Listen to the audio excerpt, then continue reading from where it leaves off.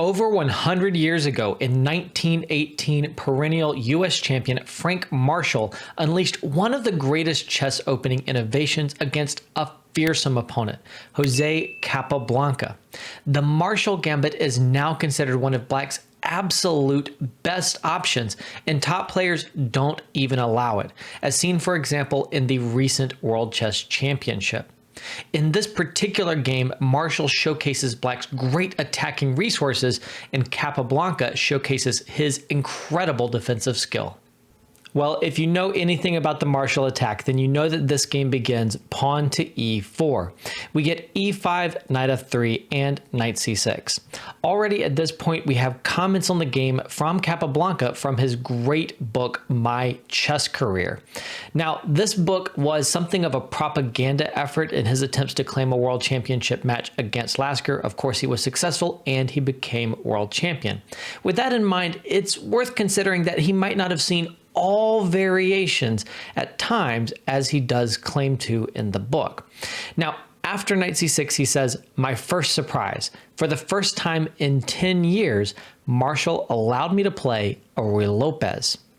Now, we get bishop b5, pawn to a6. Of course, these days, the Berlin with knight f6 is all the kind of depressed rage. And here we get bishop a4, knight f6, castles, bishop b7, rook e1, pawn to b5, bishop b3, and castles. This is still the main line today.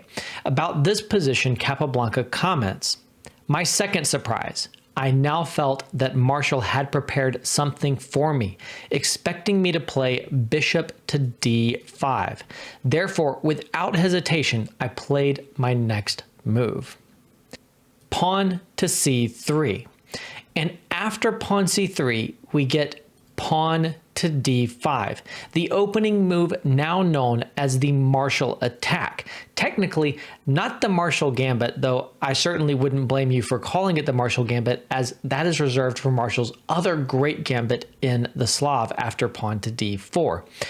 Here we have the Marshall attack, and I'm going to go ahead and award 2 exclamation points. Of course, no one's giving you 2 exclamation points today for playing the Marshall attack, but at the time, this was a huge opening innovation, and we should give Marshall credit. Also, modern theory considers this to be entirely correct and probably Black's best move.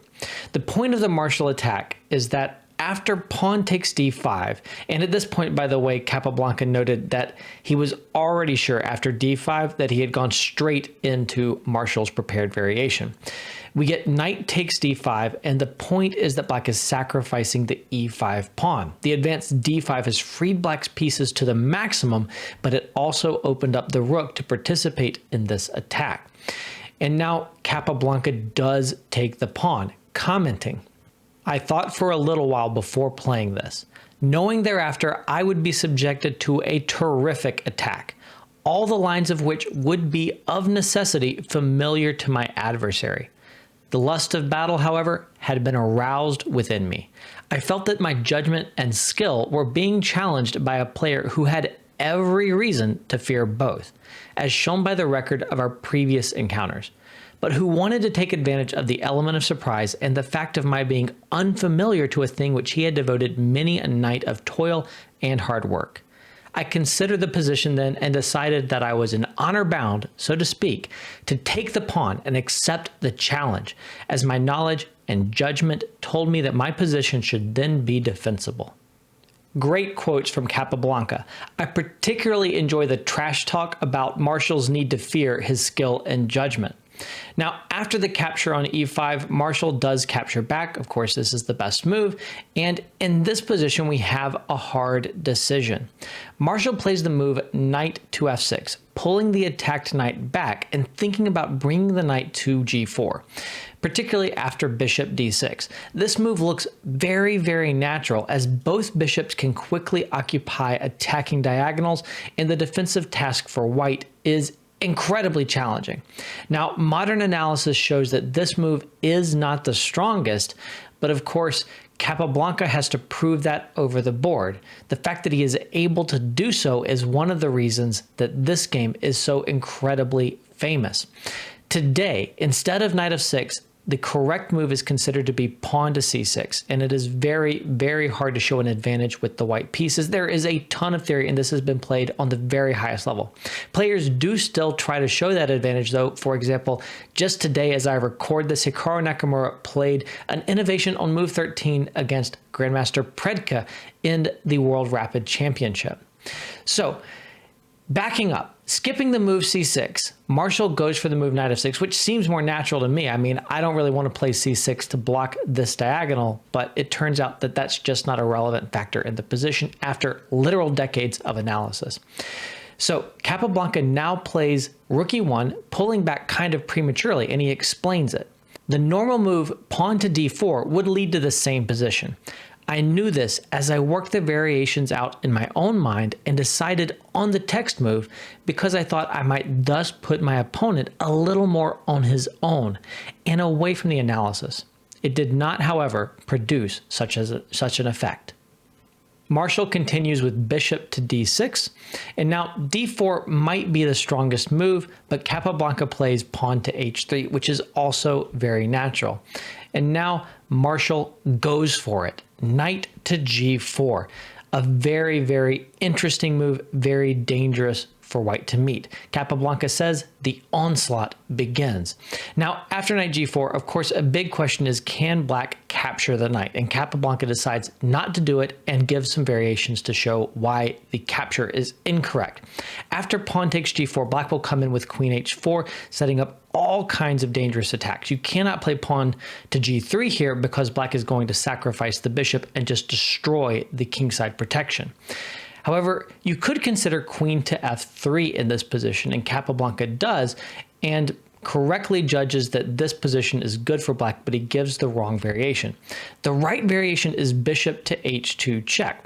And after bishop h2 check, king over, in this position, black can just capture on g4, hitting the queen, covering the e2 square, and maintaining a winning attack after this bishop pulls back in just a moment.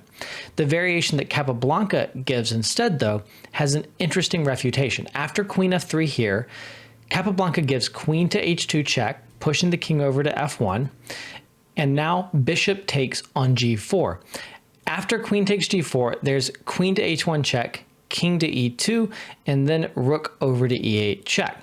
Now, Capablanca says that this position is winning, thinking that the rook on e1 is falling, but he has missed an incredible move that's worth showing. It is the resource bishop to e6. And this brilliant move points out that both the bishop on e6 and the queen on h1 are hanging in this position, and as a result, white is able to win with the extra material. Bishop e6 is, of course, an incredibly easy move to miss, but even though Capablanca missed this move, he, of course, was correct in his intuition that it made no sense for white to allow this kind of attack. So instead of taking the knight on g4 here, he plays the better move, queen f3, about which he says, this move is both defensive and offensive as it threatens the rook on e8 and also queen takes f7 check in case the bishop on d6 should leave his original diagonal. Marshall keeps coming. He plays queen to h4, another aggressive attacking move. He's certainly got a lot of pieces in white's vicinity. Now, after queen h4, of course, you cannot capture on a8 because there is queen captures on f2 check, and that's just leading to mate, as well as the loss of the rook on e1. Capablanca plays pawn to d4, getting ready to develop this bishop into the attack, and now Marshall goes for it again. It's just constant aggression from his side of the board.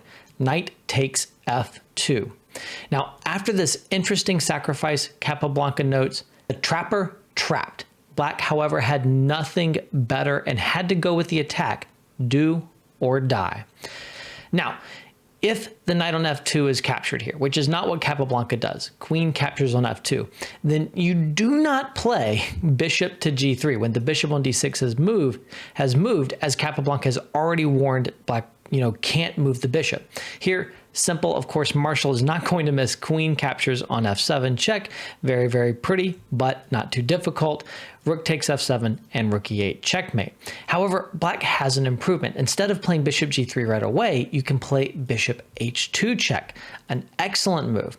Now, the king must defend the queen by moving over to f1, and now you can play bishop to g3. And in this position, black is about to sacrifice on h3 and eventually take on e1, and black may not have enough compensation in the resulting position. White is still better according to the chess engines, but black gets a very dangerous attack and kind of anything can happen. In this position, because of the inclusion of bishop h2, the king is now on f1, so you cannot play queen takes f7 because rook takes f7 is check, and there's no rook to e8 as a result. So backing up, after knight takes f2, in this position, Capablanca plays rook to e2, a nice defensive move, getting out of the way of a lot of the threats. Marshall does not capture on h3, which was one possibility. This might have been a better chance. After pawn takes and then knight takes on h3 check, black has completely ripped apart the pawns that defend the white king, but the knight is going to have to pull back to one of these squares. Then Capablanca is going to get to make a useful trade. He's getting close to developing his queen side, and there's just not enough attacking force on Marshall's side of the board. Still, this might have been better than the game continuation. The game continuation was the very flashy bishop to g4, offering another piece to try to open the position, but not getting rid of as many pawns.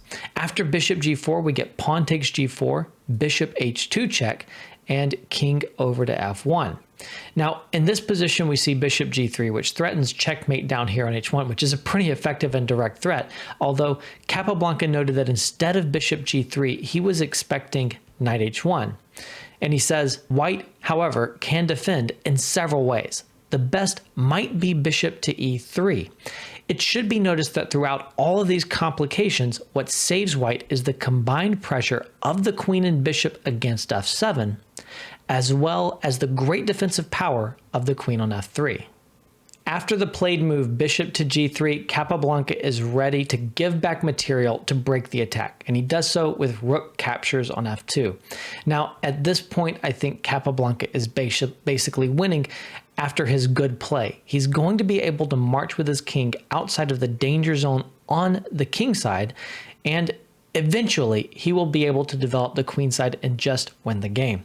Of course, it's not so easy to do so, and probably all of us would lose to Frank Marshall in this position, but for Capablanca, this is a winning position.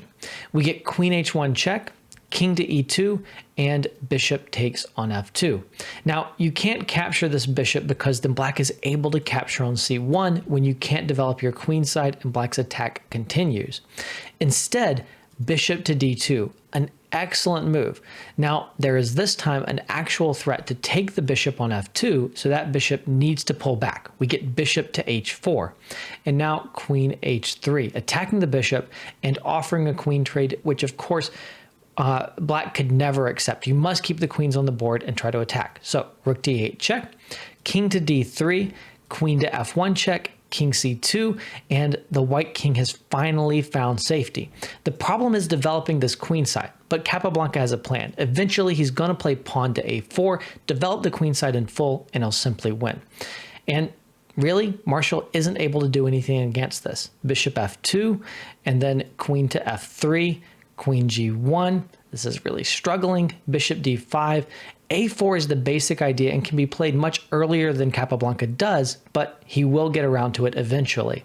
Pawn c5, trying to open lines, just capture on c5 here. We still have the c3 pawn for protection. Bishop takes c5 and b4. Capablanca notes, at last, white assumes the initiative and black's game crumbles to pieces.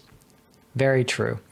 The bishop pulls back to d6 and now pawn to a4. The rook on a1 is getting into the attack, and all of the piece power of white is going to be on display. a5, trying to open lines to get at the white king, but that's not really going to happen. Pawn takes b5, pawn takes b4, rook a6 attacking the bishop on d6, capture on c3, and knight captures on c3. There's no pawn protection, but the king is totally safe thanks to the power of the white minor pieces. Black has no chance to get at the king. So the attacked bishop moves bishop to b4, pawn to b6. This is actually a strong b pawn. Bishop takes e3, bishop takes e3, pawn to h6, pawn to b7, one rank away from promotion, or yeah, one rank. Rook to e3 attacking the queen, and bishop takes f7 check. An excellent finishing move. After bishop takes on f7 check, Capablanca notes that it's mate and 5 more moves. He's counting accurately, but the only way to get to 5 more moves is by capturing on f7 with your rook and allowing white to promote with check when things are totally over. Of course, the question is what happens if you don't capture the bishop? Well, then if king h8, you have mate in 1. Rook takes h6. This bishop has not been participating, but it now participates and checkmate. And after king h7 instead, then you have queen f5 check, pushing the king back, and you still have rook takes h6. It's lovely how the rook that was so out of the game for so long comes in to deliver the final blow. This is an incredible effort from Capablanca, fending off a ferocious attack, a ferocious opening idea, and winning one of the great games ever played, a huge game in the 1900s, and a game that defined a lot of modern opening theory.